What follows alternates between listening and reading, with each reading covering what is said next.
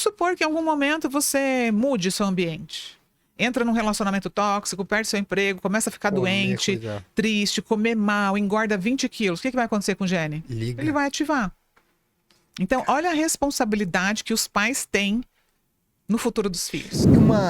Uma criança, por exemplo, eu já ouvi muita expressão que a gente é uma folha em branco. A gente nasce a criança é uma folha em branco, não tem nada. Não é, viu? Não é então, verdade. É isso que eu quero chegar nesse ponto. Eu já falei, isso já saiu da minha boca no começo. Quando eu comecei a estudar tudo isso, eu falava, a criança é uma folha em branco.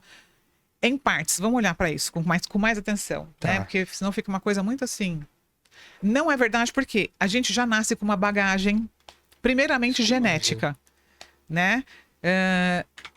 E os genes, é lógico que eles não são decisivos, porque depois que surgiu aí o projeto Genoma já há alguns anos, que na época tudo era genético, tudo é gene, a gente já avançou para entender que não é bem assim, existe a epigenética. Acima da genética. E o que epigenética é? O nosso ambiente tem o poder de ligar e desligar os nossos genes. Imagina uma tomada. Imagina uma lâmpada. Uma tomada. Você acende e apaga. Vou te trazer 2 irmãos gêmeos geneticamente idênticos, univitelinos, que foram separados no nascimento. Um foi para um ambiente escasso, agressivo, pais violentos, de poucos recursos financeiros e emocionais. O outro foi para uma família amorosa, teve acesso a estudo, educação emocional. Se eu colocar essas 2 crianças juntas depois de 10 anos, eles vão ser seres completamente diferentes, mesmo que sejam geneticamente idênticos. Por quê? Por influência do ambiente. Então, o ambiente, ele é responsável por grande parte de quem nos tornaremos. Vou te dar um outro exemplo para não deixar dúvidas. Faz de conta que eu tenho aqui 2 sementes de maçã geneticamente idênticas. Eu vou te dar um saquinho dessa semente e você leva para tua casa e eu vou levar para minha. Eu vou chegar, vou plantar essas sementes, eu vou adubar, botar fertilizante, eu vou colocar água, eu vou cuidar dessas sementes com um solo muito rico. Daqui a uns anos, essa macieira cresceu e está dando maçãs maravilhosas, suculentas. E aí eu vou falar, e aí, Edu, o que deu o seu pé de maçã? Nossa, Thelma, o meu morreu faz muito tempo. Por quê? Porque você não cuidou, você não adubou, você não molhou, você não regou. O ser humano é a mesma coisa.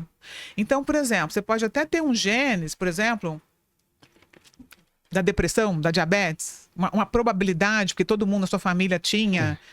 Mas você pode não desenvolver. Por quê? Porque você escolheu se alimentar bem, ser um cara atlético, fazer ginástica, feliz, fazer yoga, ter uma vida positiva, trabalhar com o que você ama.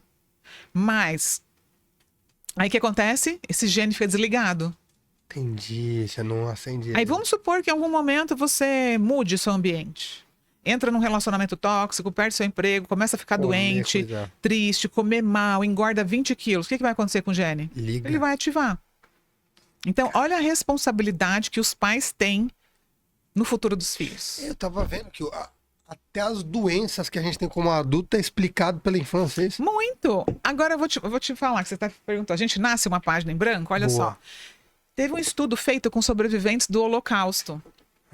Né? Então, o que eles fizeram? Eles pegaram os sobreviventes do Holocausto para ver, olhar como que o trauma deixado pela guerra impactou a vida dessas pessoas. E foi um estudo longitudinal. O que isso quer dizer? Eu acompanhei essas pessoas por muitos anos, certo? Não fui eu que fiz, tá? Sim. Tem vários estudos sobre isso. E aí, o que eles descobriram?